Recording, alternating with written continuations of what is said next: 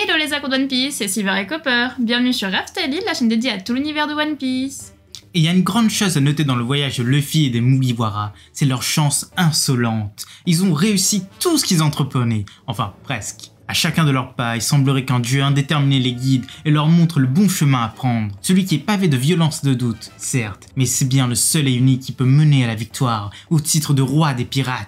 Mais alors pour tous les autres, pour tous ceux qui n'ont pas réussi à prendre ce chemin, qui n'ont pas été au bon moment, au bon endroit, eh bien que se passe-t-il? Eh bien c'est assez simple, ils sont condamnés à rester dans l'ombre toute leur vie, à jouer de malchance, à subir déconvenues sur déconvenues, et parfois même péricliter jusqu'à la mort. C'est la vérité derrière cette piraterie, la cruauté cachée de One Piece. Mais aujourd'hui on va donner un peu de lumière à ces perdants, un peu de la gloire qu'ils auraient tant aimé avoir. Car c'est le top des équipages les plus malchanceux de One Piece, et ça commence maintenant.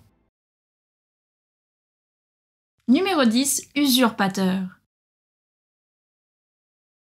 Qu'y a-t-il de pire que de tomber nez à nez avec les seules personnes qu'on ne souhaite pas rencontrer, avec les seules personnes capables de réduire à néant un plan ficelé au millimètre près? Eh bien c'est ce qui est arrivé au numéro 10 de ce top, ceux à qui la chance n'a littéralement jamais souri. Et pour ça, il faut se rendre sur Sabaody. Les Mugiwara ont disparu depuis maintenant 2 ans, juste après leur décimation. La dernière apparition de leur capitaine est à Marineford. Depuis, ils se sont soit fait discrets, soit ils sont morts. Et pourtant, une nouvelle vient frapper l'ensemble des habitants. Ils sont là au grand complet, et ils recrutent pour mettre à sac le nouveau monde. Et mais, c'est pas Luffy ça, ni Nami d'ailleurs. En fait, ce sont des imposteurs. Et oui, ce sont les faux Mugiwara. Oui, c'est vrai qu'on peut les considérer comme un peu chanceux car ils ont pu commencer leurs méfaits sans se faire attraper. Mais la chance tourne vite dans ce monde. Et dès leur première apparition, ils vont faire la rencontre du siècle. Dans le bar où ils procèdent à leur recrutement, ils vont tomber sur la vraie Nami et le vrai Usopp qui vont les maîtriser avec une grande facilité. Puis, ils se mettront à dos les mauvais voyageurs. Luffy qui s'était déguisé. Il utilisera son haki pour tous les terrasser. La fausse Robin, elle, se fera enlever par le CP9. Après tout, elle l'a bien cherché. Demalo Black se fera assommer et capturer par Sentamaru. Et enfin, les faux Zoro et Sanji se feront assassiner par Caribou qui ne supportera pas de s'être fait berner.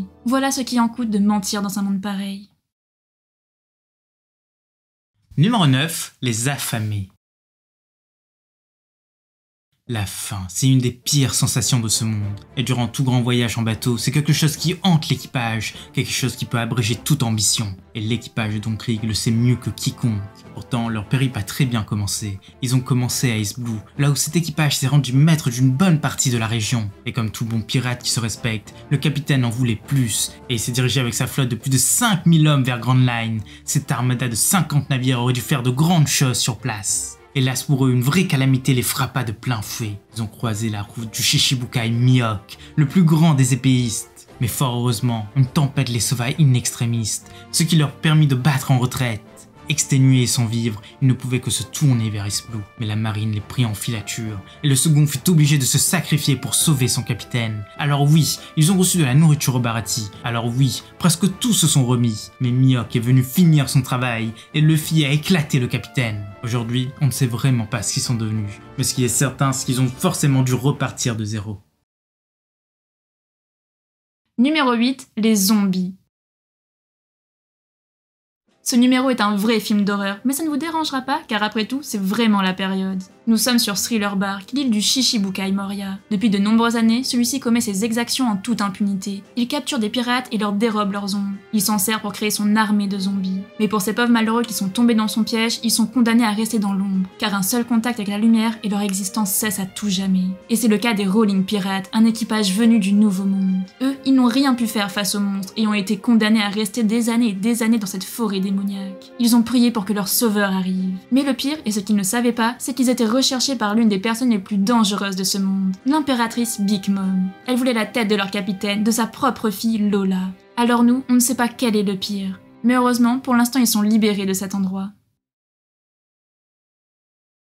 Numéro 7, les survivants. Si ce top concernait les équipages qui ont le plus souffert physiquement, eh bien celui-ci serait dans le top 3, mais ce n'est pas le cas. Cet équipage, c'est le pendant de celui des Mugiwara, mais en bien plus malchanceux. C'est l'équipage de Kid. Pourtant, tout commence très bien pour eux. La première partie de Grand Line leur paraît être un vrai bac à sable, mais arrivés sur Sabaody, les choses se corsent. Ils arrivent à fuir dans le Nouveau Monde, mais se sont fait bien amocher par les pacifistas. Très vite, ils essaieront de conquérir le territoire de Big Mom, mais se feront recaler. Ils n'arriveront même pas à percevoir l'impératrice. Ils s'attaqueront à Shanks, et Kid laissera même un bras. Mais encore une fois, ils arriveront à fuir et imagineront un plan pour mettre à terre l'empereur. Une alliance entre Supernova. Mais Kaido leur tombera littéralement dessus. Et après une lutte courte et acharnée, lui et son second seront capturés et torturés pendant de longues semaines. Humiliés et captifs, Killer sera obligé de manger un smile et de servir Orochi dans l'espoir que la vie de son capitaine soit épargnée. Et même si aujourd'hui ils sont libérés, l'avenir ne semble pas être plus lumineux pour eux. Car nous le savons tous, Kid ne sera jamais le roi des pirates. Numéro 6, les victimes. Retournons à Sabaody, mais cette fois après l'ellipse. À ce moment-là, pas mal de nouveaux équipages ont été introduits, et le plus récurrent, c'est celui de Caribou, le Logia des marées. Eux aussi, ils n'ont eu aucun mal à traverser la première partie de Grand Line. Mais à partir de là, c'est la débandade. Ils se font avoir par les faux Mugiwara alors qu'ils essayaient de s'infiltrer dans leur rang pour tuer Luffy. Ils attaquent le Sunny, mais la bête qui dirige leur vaisseau, Meme, reconnaît les Mugiwara et essaye de s'enfuir. Le capitaine se retrouve isolé, l'équipage rencontre le Kraken et se fait littéralement détruire. Sur l'île des Hommes-Poissons, Caribou se fera boxer puis livrer à la marine, mais son équipage reviendra le sauver. Mais ils se font capturer une énième fois alors que leur capitaine fuira à nouveau. Sympa le Caribou, en fait leur vraie malchance c'est le capitaine. Il va ensuite s'échouer sur une île, se battre contre les hommes de Kaido, recevoir de l'aide de son équipage et à nouveau se faire battre et capturer. Franchement, ils n'ont vraiment pas de bol. Numéro 5, les prisonniers. Les Supernovas sont assez malchanceux comme pirates. Même s'ils ont très vite connu la gloire, le monde ne leur a absolument pas fait de cadeaux. Juste après la guerre au sommet, l'une d'entre eux est partie attaquer Barbe Noire. Mais elle s'est fait avoir en beauté. C'est Jeworthy, Bonnie. Elle et son équipage ont été capturés. Mais pire, la marine a débarqué sur place avec Akainu à sa tête. Les prisonniers ont été littéralement abandonnés sur place. Et la marine ne leur a pas fait de cadeaux. Tout l'équipage a eu droit à un aller simple pour Impel Down. Enfin, sauf Bonnie. Elle a réussi à s'évader, mais on ne sait pas comment. Depuis, elle erre seule dans le Nouveau Monde, et son équipage souffre le martyre à Impel Down. Avant de passer aux 4 premiers de ce top, petit message Nakama. N'oubliez pas notre objectif des 200K. On est arrivé aux 100K en moins d'un an et on compte sur vous pour renouveler l'exploit. Et en récompense, il y aura forcément des choses. Un jeu concours, ça c'est obligatoire, et une nouvelle personne sur la chaîne, Gold. Et il aura sa place juste ici, du côté gauche, qu'on révélera en même temps. Et petit spoil, vous allez tous l'adorer. Mais pour ça, c'est aussi simple qu'un abonnement pour toi, et nous, ça nous aide énormément. C'est aussi une façon simple de nous soutenir, mais place à la suite de la vidéo. Numéro 4, les martyrs.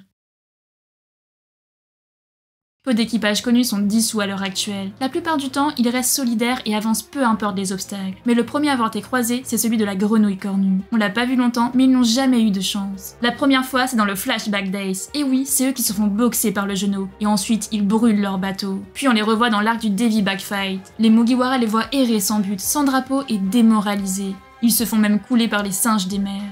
On apprend peu de temps après qu'ils avaient perdu au Devi Backfight, que Foxy leur avait tout piqué. Navigateur, capitaine et drapeau. Ils n'avaient plus le droit d'exister. Si ça, c'est pas de la malchance. Numéro 3, l'admirateur.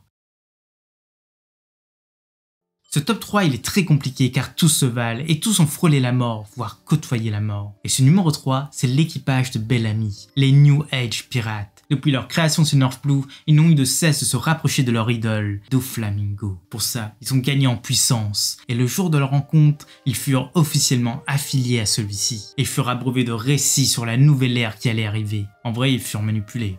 Ils acceptèrent de garder Jaya pour le Shichibukai. Ils n'attendaient que ça, cette fameuse nouvelle ère. Mais ce qu'ils allaient croiser, c'est la route de Luffy, qui boxera le capitaine pour se venger, puis celle de Barbe Noire, qui ne supportera pas les paroles du second. Et quand Luffy sera de retour, il les forcera à s'entretuer. Il se délectera de leur sacrifice, et forcera Bellamy à tuer ses hommes grâce à ses fils. Et même si le capitaine survivra, c'est pour encore une fois se faire manipuler sur Dressrosa.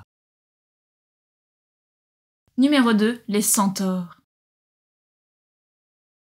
Dans le Nouveau Monde, tous les faibles tombent, et nombre de pirates se sont crus puissants à la chute de Barbe Blanche, dont le fameux Barbe. C'est un nom assez ironique d'ailleurs. En essayant de conquérir un territoire, ils tomberont sur Hawkins qui ne leur feront pas de cadeaux. Lui et ses hommes auront la colonne brisée, ils perdront l'usage de leurs jambes. Se traînant tant bien que mal, ils arriveront à Bunghazar, là où César les aidera pour en faire des alliés. Ils assisteront au duel Akainu contre Aokiji, puis ils auront des jambes artificielles grâce à l'eau, mais ils seront sacrifiés par César dans la tragédie de l'île. Et aujourd'hui, ils sont toujours perdus sur cette île dévastée. Numéro 1, le perdu.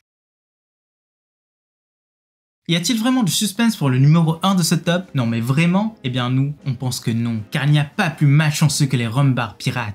Ces joyeux lurons qui ont commencé leur périple il y a 50 ans de cela. Ok, au début ils ont rencontré la jeune Laboon, l'ont élevé, protégé, mais avant d'entrer sur Grand Line, ils l'ont laissé sur place en faisant la promesse de revenir un jour. S'ils savaient que c'était leur chance qu'ils avaient abandonné ce jour-là. Hélas, la route de tous les périls était bien trop dangereuse. Leur capitaine tomba gravement malade et l'équipage dut continuer sans lui pour se perdre dans le Triangle Florian, ce fameux cimetière de pirates. Et là, ils ont croisé la mort. Un groupe de pirates sans cœur qui les a réduits à néant. Ils furent gravement touchés, empoisonnés. Leurs derniers instants étaient arrivés. Alors ils prirent leur instrument de musique et dans un ultime effort, ils se mirent à jouer. Tous sans aucune exception. C'était la fin de l'équipage des Rumbar pirates. Voilà, c'est déjà la fin de cette vidéo, on espère que ça vous a plu et surtout, laissez votre avis en commentaire. C'était Silver et Copper pour Aftalil. À bientôt les accros de One Piece.